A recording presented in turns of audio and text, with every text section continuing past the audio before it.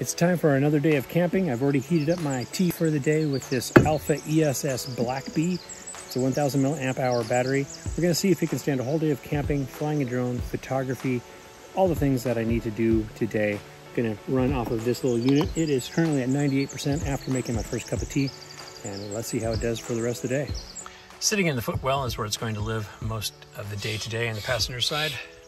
We're gonna charge my watch here first. Turn that on. Later on, we're gonna be using the drone charger. This is gonna be for the remote controller, which has its own 5000 milliamp hour battery. And I cannot put a USB in properly to save my life, it seems. Thankfully, USB-C is always correct. 8:45, let's get going. So now I've got my phone plugged in, which I use Google Maps most of the time while I'm driving with the screen on, so that's gonna be a bit of a draw. It's at about 44% right now. And then also that 12 volt is going to this fridge in the back, which is currently at 46 degrees, cooling down to 37. Let's turn that on to max. No need to have it on eco. So we're gonna have the fridge on all day today, keeping my dinner nice and cool. And right now we are at, let's see if we can read that, still at 98%, drawing about 65 watts.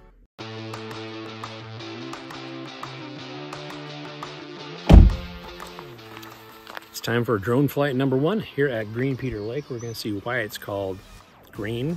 I don't know why it's called Peter. I personally like it, but first drone flight, my watch is now at 83%. That's good enough for me for the day. So we've got about 50% in. Let's go fly.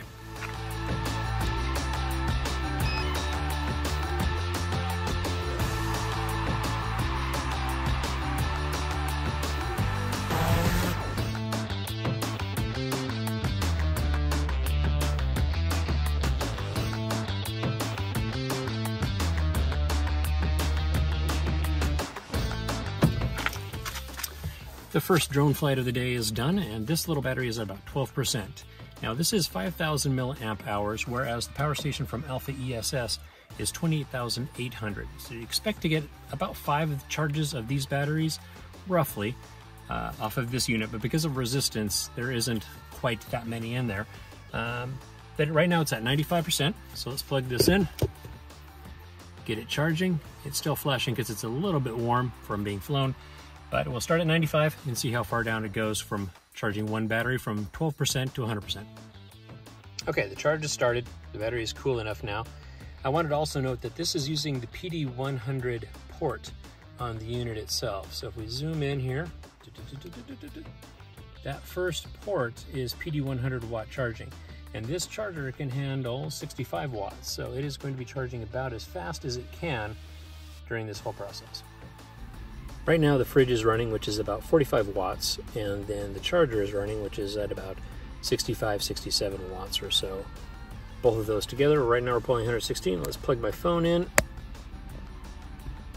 and that's going to jump up probably about another 10 or so. So as we're cruising down the road, charging a drone battery, keeping our fridge nice and cold, it's going to be pulling 125 watts. Ah, lovely Oregon. Time for another flight.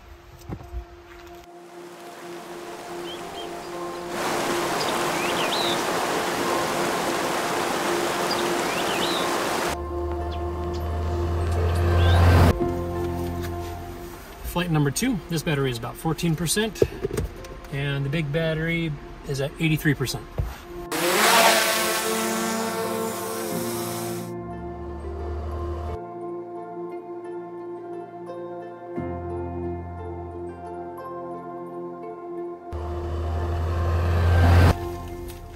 Flight number 3 and battery number 3. This one is down to about 14%. And I'm also going to plug in the controller because it's down to 40%. It also has a 5000 milliamp hour battery. So with everything put together, let's see how long that takes. It is at 77% right now. This battery is about 3 bars. This one will charge after the first one charges. No clue as to what the Canon batteries are doing, but they'll get charged as well. So let's give it a little bit of time and see where we are.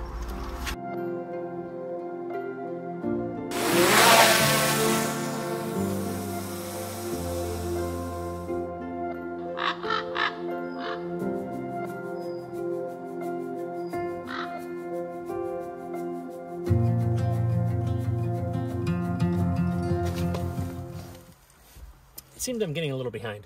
Just flew the drone again, flight number 4, and battery number 2, I guess it was, is still charging.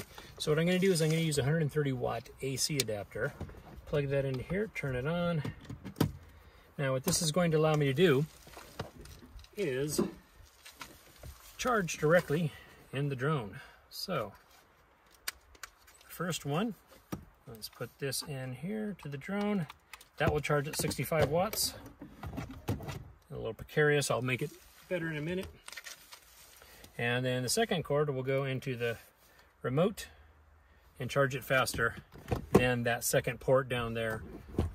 Yeah, getting a little busy. I guess I could fold this up. There we go. Okay, so now the drone's charging on the 130 watt. So is the controller. These 2 batteries are going on USB-C here. And we have the other batteries plus the fridge. Right now we're only pulling 157 watts. That's because the battery on the drone is still too hot to charge right now. It'll cool down and naturally start charging. So I think I've got about everything plugged in that I can right now.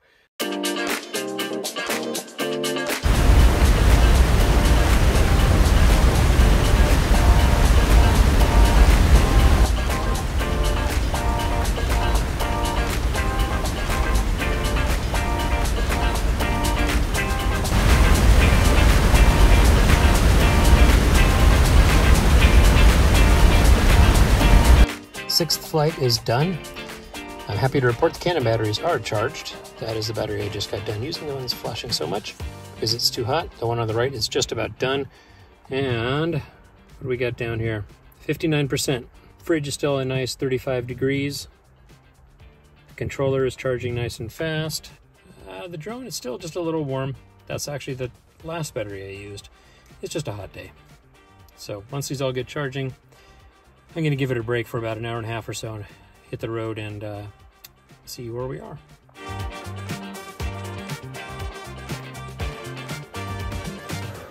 Okay, so all that drone flying today means I have a number of videos, a lot of videos actually, to copy onto the laptop.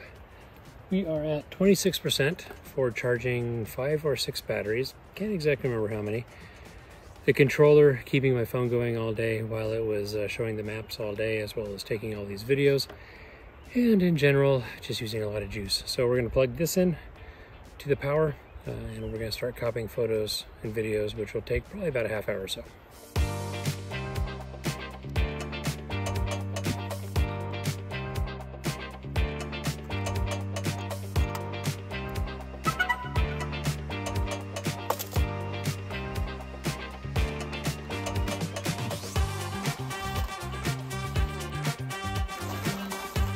One thing I like about this AlphaESS BlackBee is that it has a very bright light on the back, which is great for camping. It's LED, it's got a nice diffuser, it's got low, medium, and high, which is great for working at night. Because I had to copy some of the files off of the drone itself, it has internal memory. I'm currently charging it just a little bit, just to top it off. So it's getting another bit of a charge. We're still running the laptop on the battery pack itself. You can see the lights on, and in a minute, once the copy is done from the memory card in here, I will back all this up to an external hard drive. By then, I think with the light running, keeping the laptop going, matter of fact, the laptop was at 76%, so it still needs to be topped off as well. So right now it's at 84%. By the time all that's done, I'm guessing I'm going to be around 20% or so. I almost forgot in all the excitement today, I also did use a action camera. And these little DJI ones, so I need to charge this and get the clip off of it. That looks a little something like.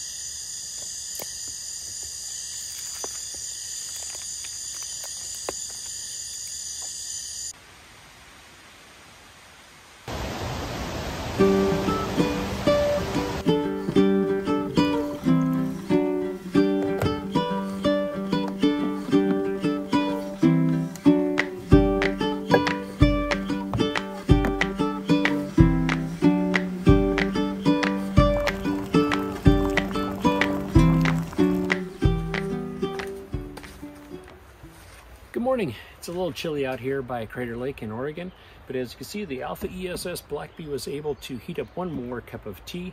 That took it from about 22% down to 15%. I could probably get even more tea out of it if I need some more this morning, or even charge another drone battery. Now, let's talk about charging this unit. There are 4 ways to charge it.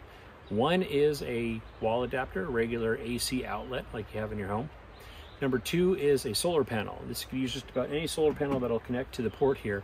It has a onboard MPPT controller so that it can regulate the charge and not damage the batteries at all. The third is your regular 12-volt car socket. So I have a port that I put in the back of my car here. You simply plug that in, plug it in there, and away it goes. It'll charge around 100 to 120 watts. And the great thing about this unit is it can charge and discharge at the same time. So realistically, yesterday when I was showing you the demonstration, I normally would have this plugged into a 12-volt adapter that you saw in the video there, so that I can keep this charging while I was discharging. And that would slow down the rate of discharge, and it wouldn't have gotten all the way down to 22%. The fourth way is using something like a USB-C adapter like this one that I reviewed in a different video. The PD 100 watt plug here actually will go bidirectional, so it can discharge and it can charge. So if you have something that can put out a whole lot of juice, this can put out 100 watts on the top USB-C or 60 watts on the second, and you can charge this from a USB-C plug as well. You're definitely going to want something a little bit higher power though than just plugging into a computer. That wouldn't be a good idea. So that's the day of camping with the AlphaESS BlackBee. Normally I would have kept it charged while I was traveling, but I'm happy to see that it was able to do all of this